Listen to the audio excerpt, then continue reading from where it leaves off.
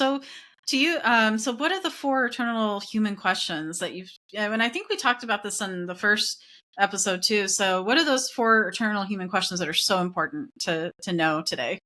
Mm-hmm. And what they are is, one, where did I come from? Two, where am I going to go when I die? The body dies.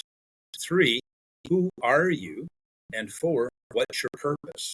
So if we just step back and go where, who, and then what? So where, right there, that's more important. Where is the most important question? You got to know where you're at. If you're lost and you don't know where you are, if you kind of know where you came from, well, then you can kind of turn around and backtrack and stuff and see the sun and do that to get back that way. But if you don't know where you're from, you have no idea where you're going. And that's, again, where people are lost in this world. We're not brought up with, again, those questions and going back to them. Where are you? Where are you not physically, but where are you mentally? Where are you? All kinds of those kind of questions. So that where is the most important question. You got to answer that yourself. But then that answers goes into one of the forks. The first fork is a primary decision. So if you make a primary decision of which fork in the road you're going to take, then you're going to go this way or that way. Kind of back to the analogy of my computer. Axioms are rules. So the computer operates by rules. But then if you do this, the computer will do that. Those are the forks in the road. And that's where so I'm trying to remember your question was about I'm getting off topic, so help me out. That's again. Okay. The four eternal questions, right? Oh, right. So so then, who are you? Would be a very simple question. It sounds like that. You just give them your name, but that's the name of your body. We know about mind, body, and spirit. So I say, well, what's your name of your mind? What? What's the name of your spirit? No one's ever asked me those questions before.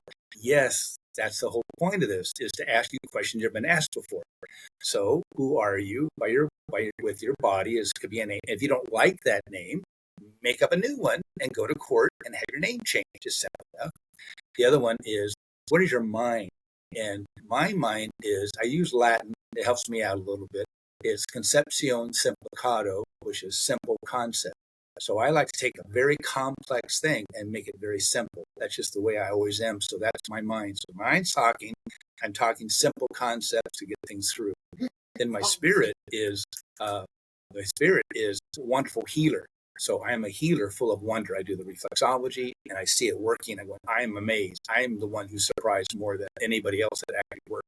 So that would be a question to you and your audience is, who are you? You can give me a name that you were given. It's not your name. Someone gave it to you. And you can have a nickname. You can have another name. You can go by that. As long as you're not defrauding people. You can call yourself Bozo the Clown. Well, that's our trademark. But right. Have an untrademarked name. And then you want to then have a name for your spirit. And it takes time to think about it. And that's really who you are. Oh, wow. And the final question is, what's your purpose? And so we can kind of dive into that too.